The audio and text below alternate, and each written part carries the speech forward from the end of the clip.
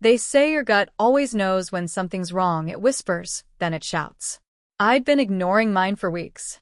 Maybe because I was tired of guessing games or because I thought there was no way it could ever be true. When you've been married for 10 years, you start assuming the world can't shatter in a single breath. But I learned the hard way that it can. It was a Tuesday like any other. I'd worked late to catch up on a backlog of reports and left the office drained but eager to get home. I remember stopping by the bakery near the corner, grabbing 2 lemon tarts, my husband Paul's favorite, and feeling almost proud of the surprise. I was trying. We'd been distant lately. Not fighting exactly, but like 2 actors stuck in a scene who forgot their lines. I thought maybe dessert would help us remember. The house was quiet when I pulled into the driveway. A calm silence hung in the air, the kind that would have felt peaceful on any other day. But as I reached for the door handle, I noticed something strange. The curtains in the bedroom window, our window, were swaying ever so slightly. It didn't make sense. There was no breeze, no open windows. I opened the front door, stepping inside as quietly as I could, though I didn't know why at the time. My shoes clicked against the floor as I made my way toward the hallway. And that's when I saw it, the bedroom door, left ajar just enough to give me a sliver of a view I'd never forget. 2 silhouettes tangled together on our bed. Her hair, a little gray at the roots, spilled across the pillows like a warning flag. His hand was wrapped around her waist in a way that made my stomach turn inside out. I don't know how long I stood there, frozen between disbelief and rage. But when I finally found my voice, it erupted like a wildfire. The sound that came out of me wasn't a word. It was something primal. They both jolted, scrambling like caught animals. Paul practically fell out of bed, tripping over himself as he grabbed at the sheet. And then I saw her face fully for the first time. Anne Margaret. Of all the people in the world, her. She'd been at our wedding. She'd helped me pick out my dress. And now she was here, wrapped up in my husband like a dirty secret. I wasn't calm. I wasn't composed. I was shaking so hard I could barely hold onto the doorframe. I wanted to scream, to throw something, to smash every last reminder of what this room had meant before they ruined it. But the only thing I could get out was, why? Paul's eyes were wide, desperate, as though he was still trying to figure out how to lie his way out of this. Paul was still fumbling with the sheet, trying to cover himself like it would somehow erase what I'd seen. Margaret, on the other hand, sat frozen, clutching the edge of the blanket like a coward caught in the spotlight. The room felt too small, like the walls were pressing in, trapping the 3 of us in this twisted scene. It's not what you think, Paul stammered. His voice cracked, and his face was pale, except for the red blotches creeping up his neck. Not what I think. My laughter came out sharp and ugly, filling the room. Not what I think. Oh, that's rich. I guess you were just offering her a foot massage in bed. Our bed. I took a step forward, and Paul flinched. That hurt more than I expected, but I didn't care. I wasn't going to soften myself to make him feel safe. Not after this. You owe me the truth, Paul, I said through gritted teeth. My eyes darted to Margaret, who was staring at the floor as if she could sink right through it. Both of you? Margaret finally spoke, her voice brittle. It just happened. Just happened? I repeated, my voice rising. You just happened to betray me with my husband? You just happened to destroy everything for what, a cheap thrill? I turned to Paul, refusing to let him off the hook. How long? How long has this been going on? Paul raised his hands like I was the unreasonable one. Daria, stop. You're not thinking clearly. That sent a bolt of rage straight through me. Don't you dare make this about me. I clenched my fists, digging my nails into my palms to keep from doing something I'd regret. Answer me, Paul. He groaned and dragged a hand down his face. I don't know. A few months, maybe. A few months. The words hit me like a sucker punch. My heart felt like it had splintered into pieces. Margaret couldn't even meet my gaze, but Paul kept watching me like he was trying to find a way to make this go away. It didn't mean anything, he muttered. I wasn't thinking straight. It was a mistake.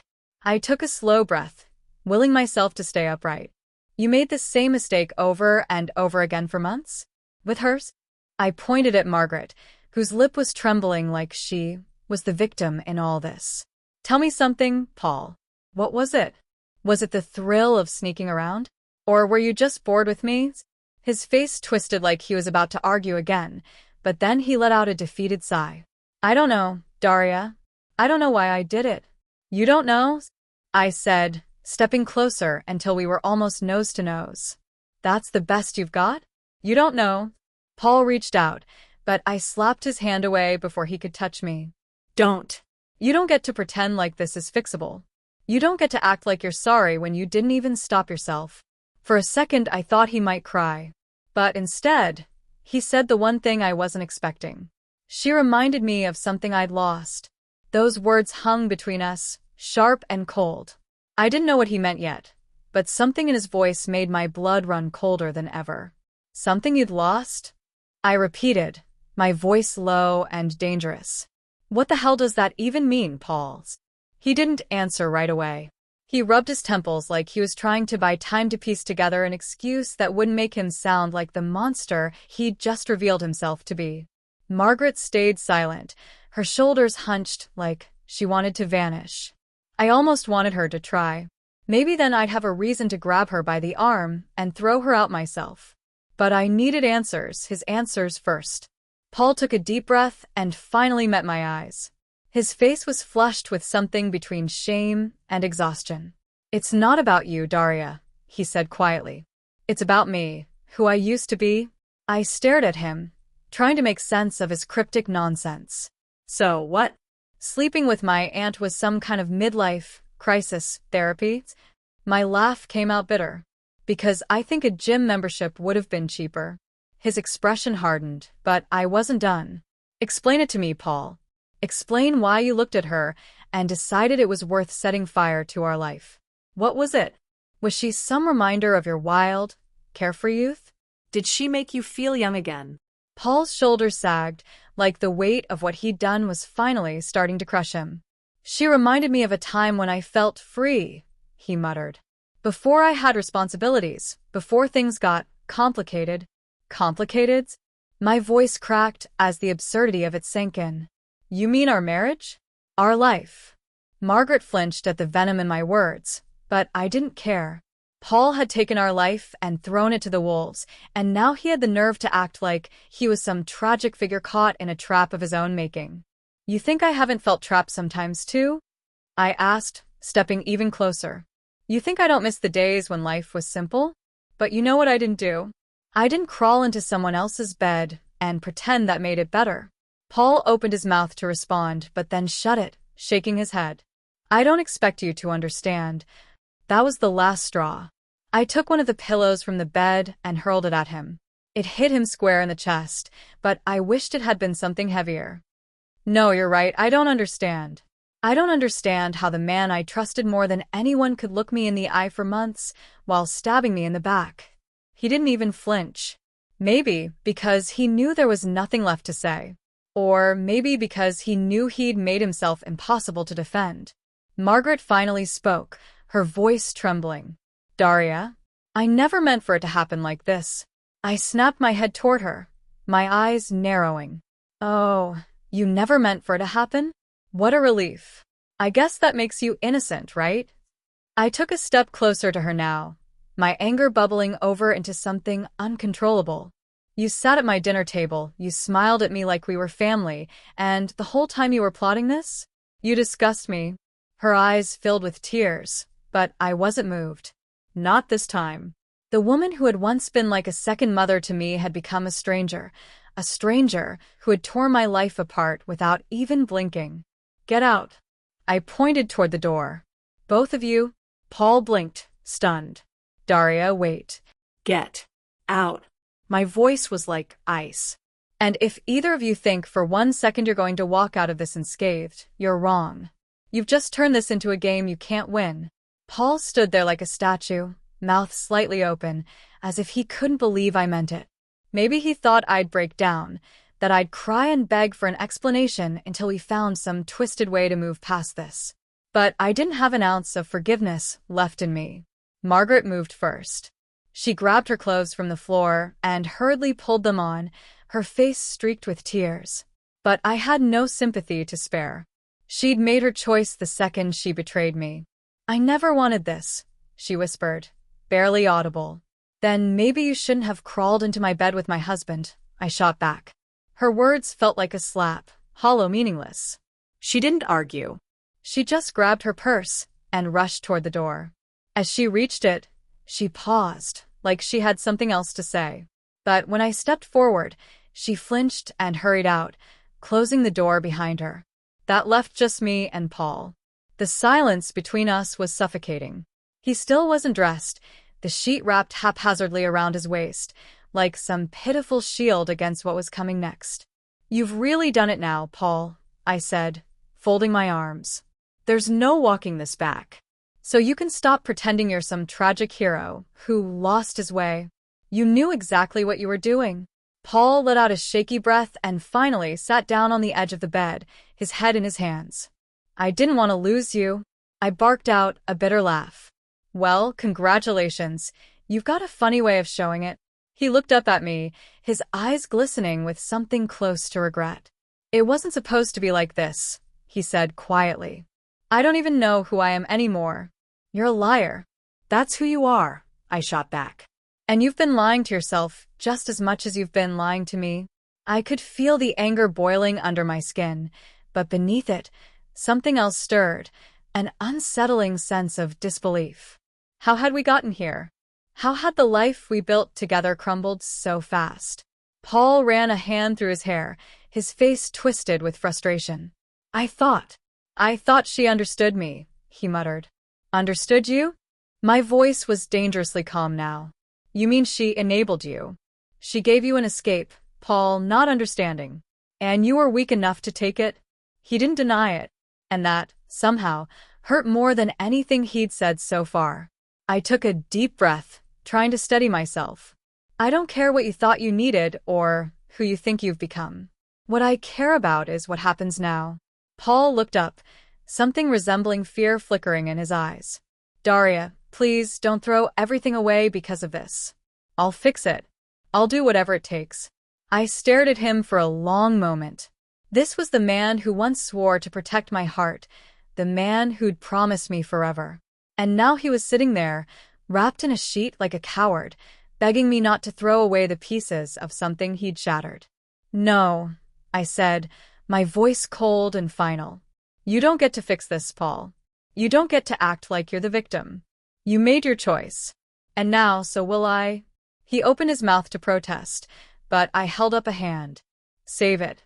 You can deny it all you want, but you've already lost me. You just haven't realized it yet."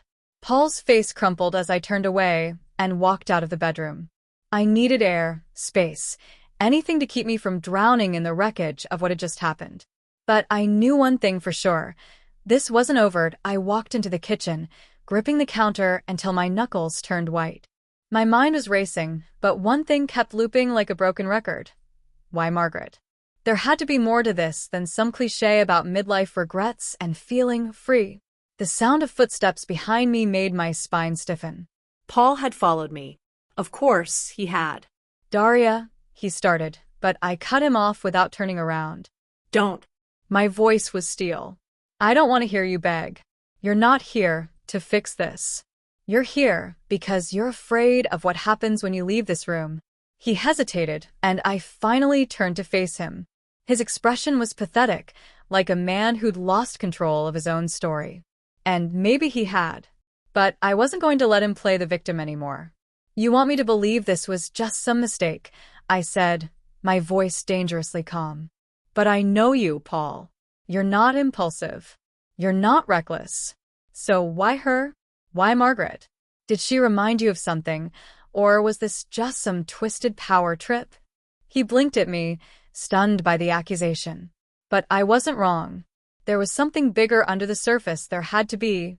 People don't destroy their lives for no reason, and Paul was too careful to let something this ugly just happen. "Tell me the truth," I demanded. "Because if you lie to me again, Paul, I swear this will end in ways you won't recover from." He closed his eyes and exhaled shakily, like he was bracing himself for impact. When he opened them again, there was a flicker of something raw, something real. It wasn't just about her, he said quietly. It was about you too. The words hit me like a punch to the chest. Me?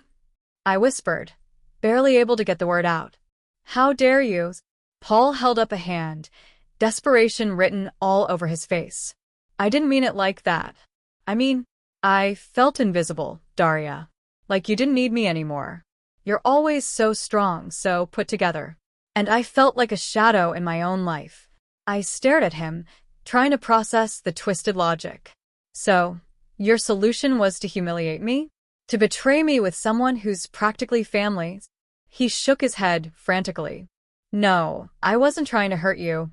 But you did, I snapped, my voice sharp enough to cut. You tore everything apart because you couldn't handle the fact that I'm not some damsel who needs rescuing. Paul's face crumpled, and for a second, I almost saw the man I'd fallen in love with. The man who used to know how lucky he was to have me. But that man had been replaced by someone weak, selfish, and unrecognizable. You've always been the strong one, he murmured. I guess I wanted to feel important again. Important? I spat, the word tasting bitter in my mouth. Paul, you were important to me. But instead of owning your insecurities and talking to me like a partner, you ran to her, to Margaret of all people. Do you even understand how disgusting that is? His silence was answer enough. He didn't have a defense. He was guilty, and he knew it.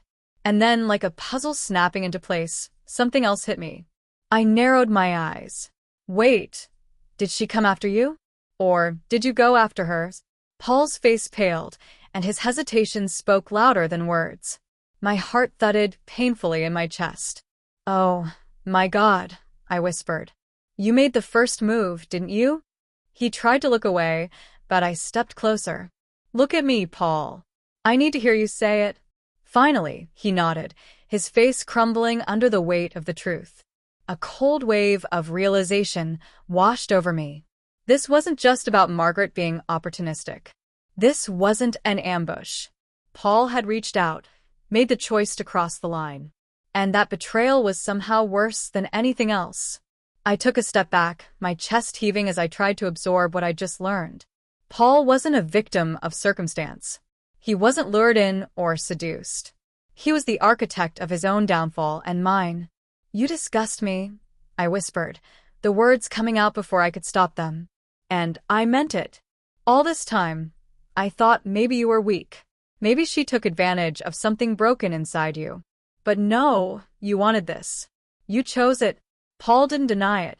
His silence was heavier than any confession. I grabbed the edge of the counter, feeling the urge to throw something, anything, to shatter the unbearable stillness between us. But I held back. Barely. Was it exciting?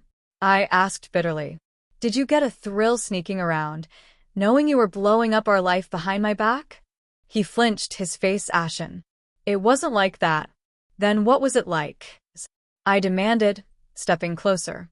Because I'm struggling to picture how a man who promised to love me forever ends up crawling into bed with my aunt. Explain it to me, Paul. Make it make sense. He rubbed his hands over his face like he was trying to wipe away the shame, but it was too late for that. I was lonely, he muttered. Lonely? My voice cracked with disbelief. Lonely? I was right here, Paul. I've always been here. I know, he said, his voice thick with something that almost sounded like guilt. But you've been distant. Strong, but distant. Distant. I laughed bitterly. Do you know why I've been strong, Paul? Because someone had to be. Someone had to keep this house standing while you were too busy chasing your fantasy to notice the cracks in the foundation. He finally looked at me, his eyes red and glassy. I never wanted to lose you, Daria. Well, congratulations, I said coldly. You've done exactly that. I could see it sinking in, the weight of what he'd done finally crashing over him like a tidal wave. He reached out toward me again, and for a brief second, I saw the pleading look of a man drowning in his own regret. But I didn't move. I let him sink. I made a mistake, he whispered. Mistake? I repeated, shaking my head. A mistake is forgetting an anniversary. A mistake is leaving the stove on. What you did. That was a choice, a betrayal. I took another breath and added, and you know what? I refuse to let your choices define who I am. Paul seemed to shrink in front of me, as though my words had finally shattered whatever illusion he'd been clinging to. But it didn't matter anymore. The damage was done. And no matter how sorry he looked, nothing could change that. I can't believe I ever thought you deserved me, I said, each word like a knife. He dropped his gaze to the floor, unable to look me in the eye. What do we do now? He asked, his voice barely a whisper. I laughed again, cold, empty. There's no we anymore, Paul. You burned that bridge the second you let her into our bed. For a moment, neither of us spoke. The silence was heavy, filled with the ghosts of every broken promise and shattered vow. Leave, I finally said, pointing toward the door. Get your things and go. I need you out of this house before I do something I'll regret. Paul hesitated, his face full of regret, but he knew better than to argue. Slowly, he turned and walked toward the bedroom to grab his clothes. I stood there, staring after him, trying to understand how the man I'd built my life with had turned into this stranger. But deep down, I knew there wasn't any understanding this. Some people break because they're weak. Others break because they're selfish. Paul was both. I stood there, listening to the distant sounds of drawers opening and closing as Paul gathered his things. Every sound felt like a nail being driven deeper into the coffin of our life together. A part of me wanted to scream at him to move faster, to get out before I lost the fragile grip I had on myself. But another part of me wanted to drag this moment out, to etch the finality of it into my bones, so I would never forget what he had done. Minutes passed like hours until Paul finally reappeared in the hallway, a duffel bag slung over his shoulder. He looked at me like he was searching for some kind of mercy, but I wasn't in the business of mercy anymore. You're really doing this, he said quietly, his voice hoarse. I crossed my arms, meeting his gaze with ice in my veins. You did this. He nodded slowly, like he'd finally accepted the truth. But as he reached for the front door, something in me snapped. I wasn't done, not yet. Wait. Paul froze, turning back toward me with a glimmer of hope in his eyes. Before you walk out that door, I need to know one thing, I said. My voice was low but steady. Did you love hers? He blinked, caught off guard by the question. Daria? Don't lie to me, Paul. Not now. I took a step closer, forcing him to face what was left of his dignity. Did you ever love her? Even for a second? He hesitated a second too long. And that was enough. My heart clenched in my chest, but I forced myself to stay upright. Unbelievable, I muttered. You couldn't even keep that sacred, could you? It wasn't love, he said quickly, almost pleading. It was, I don't even know what it was. A distraction. A mistake. I let out a slow breath, feeling the weight of those words settle into place. And was I just a routine, then? Something to come home to when you got tired of playing out your little fantasies? His face twisted with anguish. No. You were everything. I laughed, a hollow, empty sound. That's the cruelest part, isn't it? You say I was everything, yet you still managed to betray me with someone who's been a part of my life since I was a kid. Paul looked down at the floor, defeated. I could see the regret etched into every line of his face, but regret wasn't enough. Regret didn't undo betrayal. I hope she was worth it, I whispered. His head snapped up, eyes wide. Daria, it's not like that. I raised a hand to silence him. I don't care anymore, Paul. You made your bed, literally. Now go lie in it somewhere else. He lingered for a moment, as if waiting for some last-minute miracle. But there was none. There was only the cold truth and the distance between us. Finally, he opened the door and stepped outside. The cool evening air rushed in, brushing against my skin like a reminder that the world was still moving, even as mine was falling apart. I watched him walk to his car and throw the bag into the back seat. He hesitated before getting in, his shoulders slumped like a man carrying the weight of every bad decision he'd ever made. Then the engine roared to life, and with one last look in my direction, he drove away. The silence that followed was deafening. I closed the door and leaned against it, feeling the reality of it all settle in my bones. Paul was gone. Margaret was gone. And I was alone in this house that felt more like a stranger's home now. But instead of falling apart, I stood there, letting the stillness wash over me. The pain was there, sharp and raw, but beneath it, there was something else. Resolve. This wasn't the end of me. It was the beginning of something new. I stood in the middle of the house, surrounded by echoes of a life that no longer felt like mine. The pictures on the walls, the souvenirs from trips we'd taken, even the throw blanket on the couch, all of it felt tainted now. The memories they represented had soured, like fruit left too long in the sun. For a moment, I wondered if I'd made the right choice, if I'd been too harsh, too quick to shut the door on any chance of repair. But then I thought of them together in our bed, and that flicker of doubt burned itself out as quickly as it had come. There was no going back. Not after what they did. I took a deep breath and walked to the mirror in the hallway.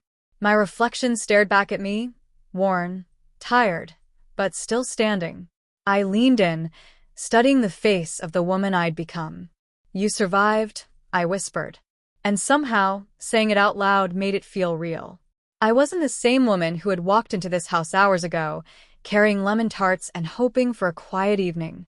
That woman was gone, but someone stronger had taken her place. I went to the bedroom and stripped the sheets off the bed, the same bed where my life had imploded. I stuffed them into a garbage bag along with the pillows, as if getting rid of them could cleanse the room of what had happened. But it wasn't enough. Not yet. I grabbed my phone and scrolled through my contacts until I found the one I hadn't called in months, my cousin Vanessa. She'd always been my wild, reckless counterpart, the one who knew exactly how to handle heartbreak. She picked up on the second ring. "Daria? Wow, I wasn't expecting you to call." "Vanessa," I said, my voice steady. "You still have that guest room?" There was a pause, and then she laughed, a warm, familiar sound. "Oh, honey, I've always got room for you. What happened?" I hesitated for a moment, but I realized I didn't need to explain everything right then and there. "It's a long story. I just need some space. And maybe a few drinks." "Say no more," Vanessa replied. "Come over. I'll get the wine ready." I hung up and felt a strange weight lift off my shoulders. For the first time in what felt like forever, I was doing something for myself. No compromises, no second-guessing, just me, choosing my own path. I packed a small bag with the essentials and took one last look around the house. It wasn't my home anymore. It was just a shell of what had been. But that was okay. I would build something new, something better. As I locked the door behind me and walked to my car, I felt the crisp night air fill my lungs. The stars above were bright, indifferent to the chaos that had unfolded below. I wasn't sure what came next, but I knew one thing for certain. Paul's betrayal wouldn't define me. Margaret's betrayal wouldn't break me. I slid into the driver's seat, started the engine, and pulled out of the driveway without looking back. The road ahead was wide open. And for the first time in a long time, so was I.